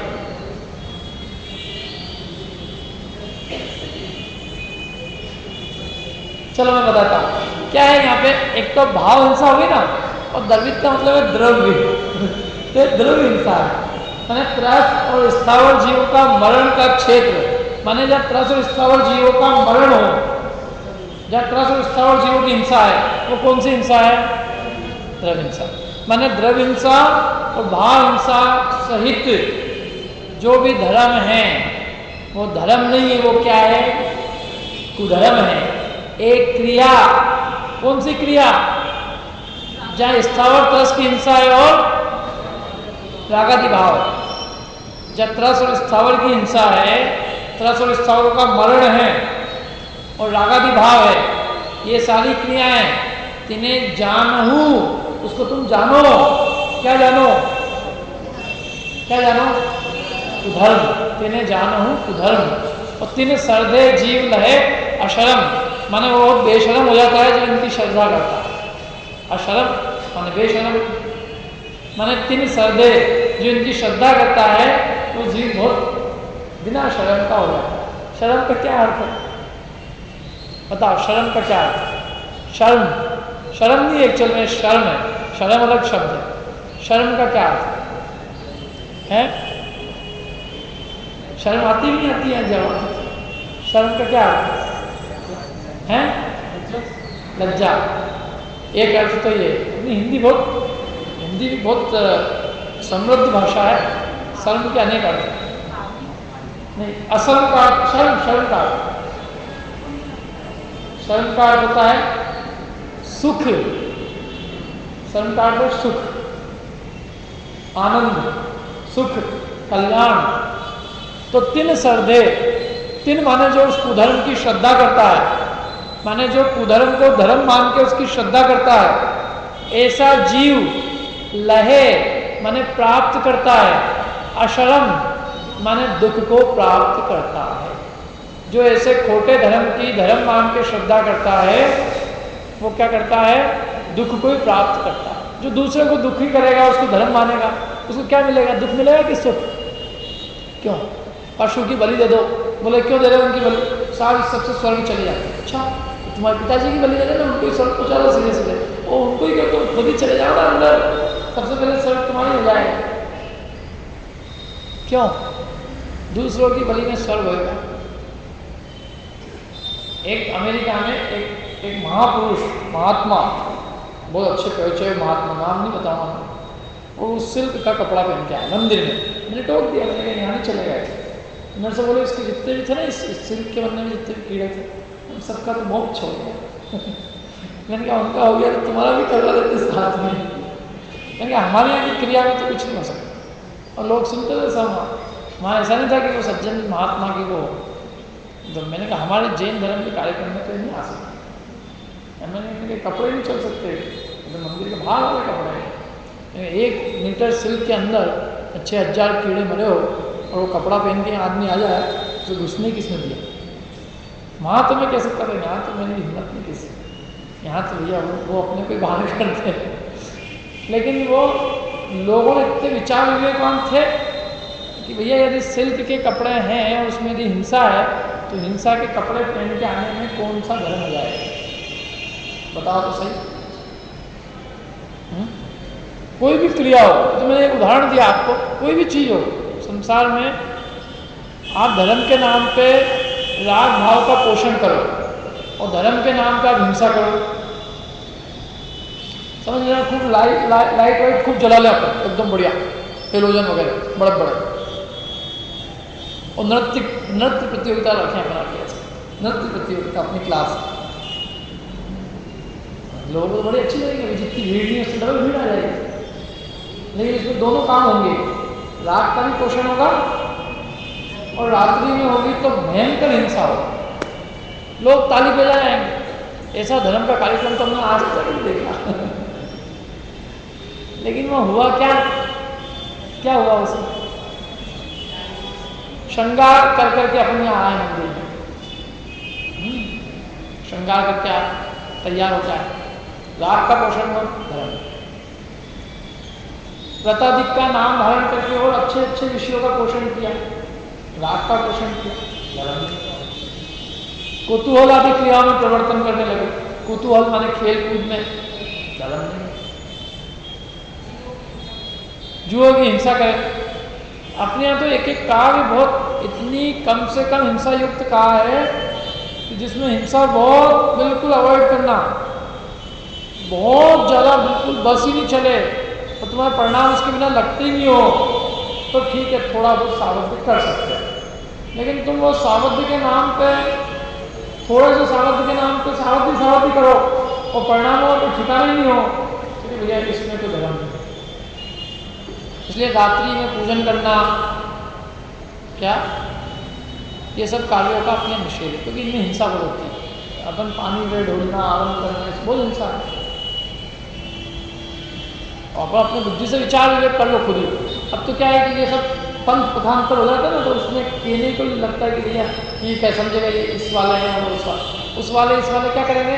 तुम बुद्धि से लगाओ ना निर्णय कि इसमें हिंसा है कि नहीं है। रात को तुम पानी छानोगे, रात को नहाओगे, रात को द्रव्य दोगे, रात को चढ़ाओगे, तो वो तो रात्रि भोजन समान ही हुआ। रात को नारियल रखोगे, गोले रखोगे, सारी चींटियाँ आएंगी, घेरान, क्या होगा उसका? सब तुम्हारे पाँव के नीचे कुचलाएगी, मरेगी, घोर हिंसा होएगी, तो हिंसा का आयतन हुआ, अहिंसा कहाँ हुई? इसलिए अपने भगवान भजन कर इतना बिल्कुल अपन ने शुद्ध जल से कलश कर लिया, एकदम वो छना हुआ हो, प्रासुक हो, उसकी मर्यादा जीवानी बराबर जगह पे गई हो, अपने भी कपड़े कम से कम धुले हुए वस्त्र से धुले हुए हो, और जो सामग्री है वो भी अपने खुद ने देख के उसमें कोई जीव जंतु नहीं आ रहे हो, प्रासुक जल से धोई और बिल्कुल अल्प काल में अपन ने अपने परिणाम लगाए, जितना चला उतना अपन ने किया और बस। और अब उसके अंदर यदि अपन ने खूब सब चीज़ें चालू कर दी, मतलब जिसमें हिंसा हो गई ऐसी चीज़ चालू करेंगे तो घोर हिंसा होगी। धर्म अहिंसा रूप है। ऐसा वो शास्त्र में लिखा है, कल्पवृक्ष के कुसुम मनोहर, कल्पवृक्ष के कुसुम मनोहर लिखा है, सही बात है, कुसुम मनोहर, लेकिन किसके हैं वो? कल्पवृक्ष, क्षीरोदधि का जल है। तो वो अपन उसमें स्थापना करते हैं। प्रतिमा में अपन ने भगवान विष्णु की स्थापना की, अपन द्रव्य की स्थापना करी, क्योंकि धर्म तो अहिंसा प्रदान है। मूल चीज अपने परिणाम है। तुम सामग्री चाहे 10 किलो चढ़ा दो, चाहे तुम असली बासमती मंगवाओ, क्या असली केशर मंगवाओ, लेकिन तुमको यदि पूजा का ही अर्थ नहीं पता होगा ना, तो भैया जी तुम्हारे कल में कुछ पुण्य पड़ने वाला नहीं है। मेरे एक रिश्तेदार है, सगे रिश्तेदार है, बहुत नजदीक, उनको सामग्री का खूब उपयोग पूरा, और इतनी अच्छी सामग्री उपयोग करते हैं, बहुत अच्छी बात है। उनका चावल हाथ में ले लो तो हाथ में खुशबू आ जाए। वो मैंने कहा ये तो बहुत अच्छी बात है आपकी कि आपने इतना लोग को कम किया, नहीं तो लोग मंदिर के चावल अलग रखते हैं। मैंने कहा तो बहुत उत्कृष्ट कार्य किया, इससे बढ़कर कोई कार्य हो ही नहीं सकता। लेकिन अब थोड़ा सा जो पूजा बोल रहे हैं उसको भी थोड़ा समझ लो। 10-10 साल तक हम जो पूजा बोल रहे हैं उसका अर्थ नहीं पता होगा तो मन को सामग्री नहीं रहेगा, चावल की खुशबू लेते रहोगे और केशर की खुशबू आएगी, मन प्रफुल्लित रहेगा और कहोगे आज के आनंद की जय। लेकिन आनंद चावल की खुशबू का है कि धर्म के समझने का है, काय का आनंद ऐसे बताओ। हर एक चीज की एक सीमा होती है, अति करो तुम उसमें चलेगा नहीं। सामग्री में पूरा उपयोग लगा दो। पूजा कौन सी चल रही है, क्या चल रही है, किसकी कर रहे हैं, क्यों कर रहे हैं, मैं किसकी पूजा कर रहा हूँ, क्यों, अगर इन सब बातों का विचार नहीं होगा तो पुण्य बढ़ने वाला नहीं। और फिर क्या होगा, सामग्री चढ़ाएगा, उपयोग घूमता रहता है इधर उधर, और लोग उसकी सामग्री देख ले तो उसको ऐसा आनंद आता है जैसे साक्षात भगवान के इसी दर्शन कर लिए। कि लोग कहते हैं, सब तारीफ करते हैं, अरे इससे बढ़िया चावल तुम हो देखा आप। मैंने कहा भैया ये मैं तो इन सब चीज़ों को उसमें ही हूँ कि अल्प से अल्प आरंभ सारंभ हो, अल्प परिग्रह हो, और अपना मेन जो उद्देश्य है भावों की विशुद्धि, परिणामों की निर्मलता और तत्व का ज्ञान, वो होना चाहिए। वो है तो मेरे हिसाब से 100 नंबर, और वो नहीं है और तुम्हारी सब चीज़ें हैं, सोने का थाल हो, चांदी का थाल हो, हीरे का थाल हो, वो नहीं है तो नहीं। जब अपन इसमें मोक्ष प्रकाशक की 2-4 पंक्ति देख लेते हैं 2 मिनट। ये कौन कोई पढ़ के तो कोई आने नहीं वाला, नहीं पढ़ाना पड़ेगा आपको सबको।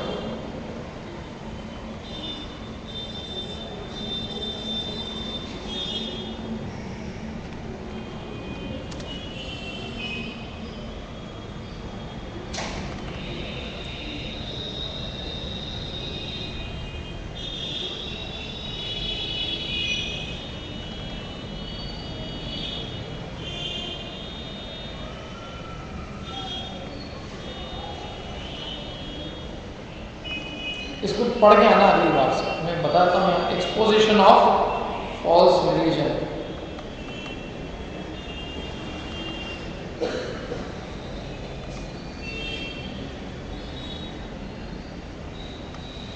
इतना बढ़िया लिखा है। जो भी मैंने पढ़ा ना, जो मैंने आपको बोला है वो सब यहाँ से बोला है।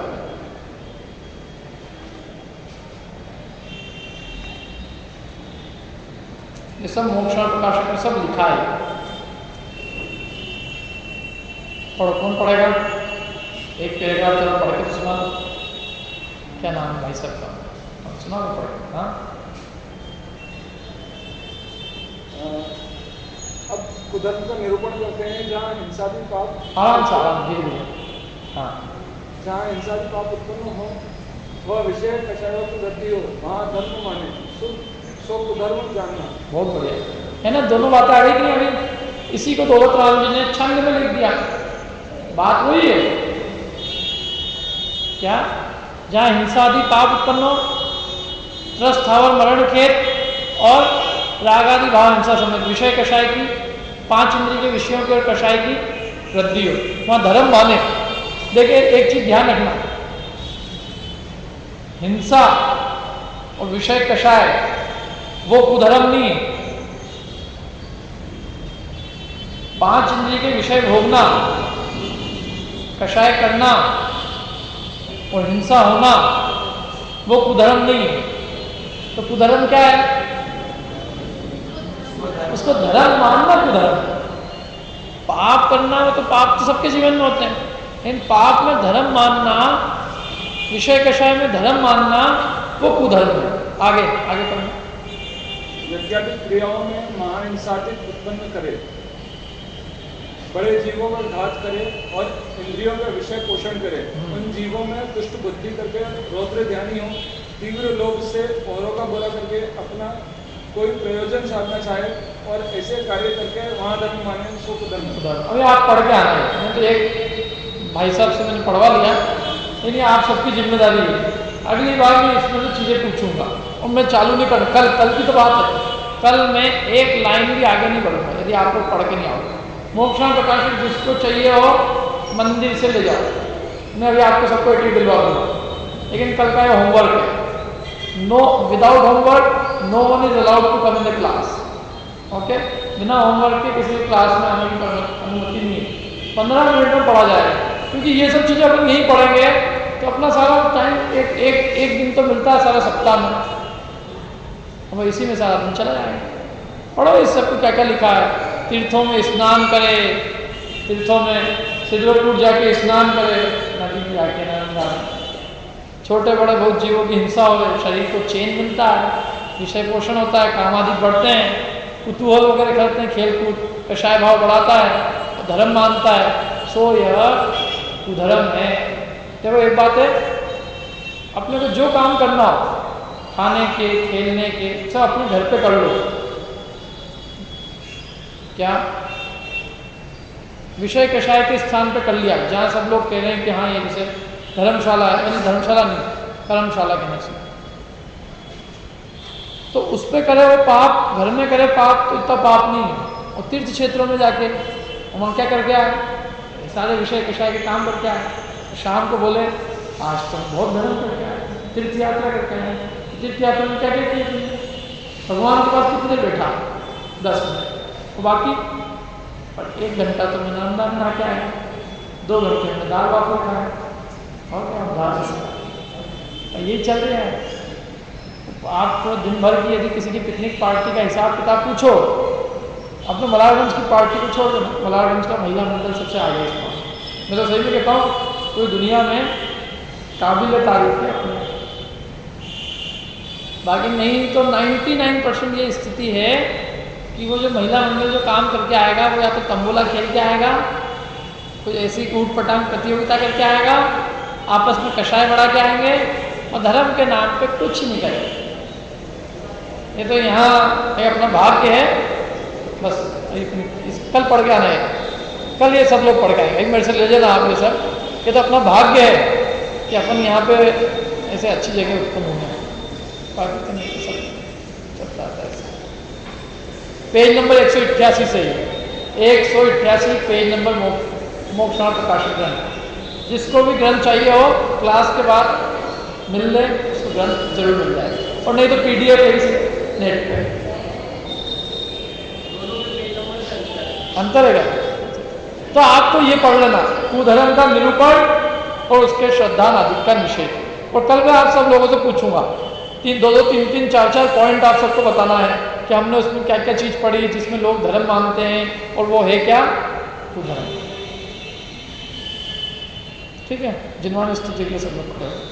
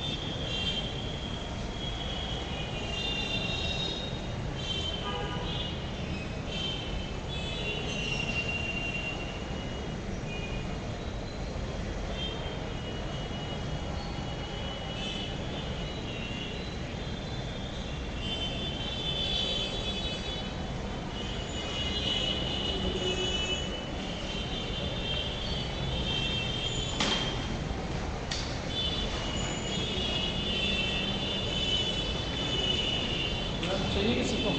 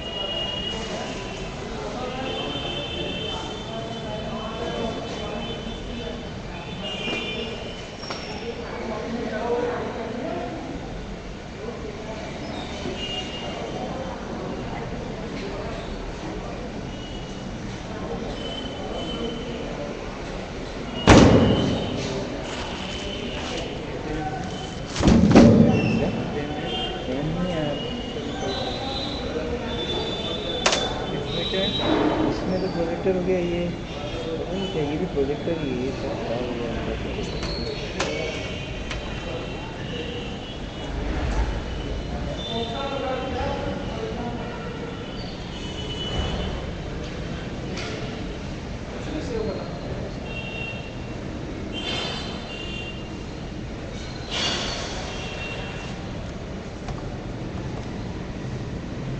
तो रिकॉर्डिंग इसमें हो गया। अरे हाँ यार, रिकॉर्डिंग वाला पिछली बार भी दे गया था ना इसमें। तो पिछली बार सेव नहीं हुआ था क्या? वो आप थोड़ा सुना कि वो नहीं, हो गया पिछली बार चालू नहीं किया था, रिकॉर्डिंग का नहीं था शायद।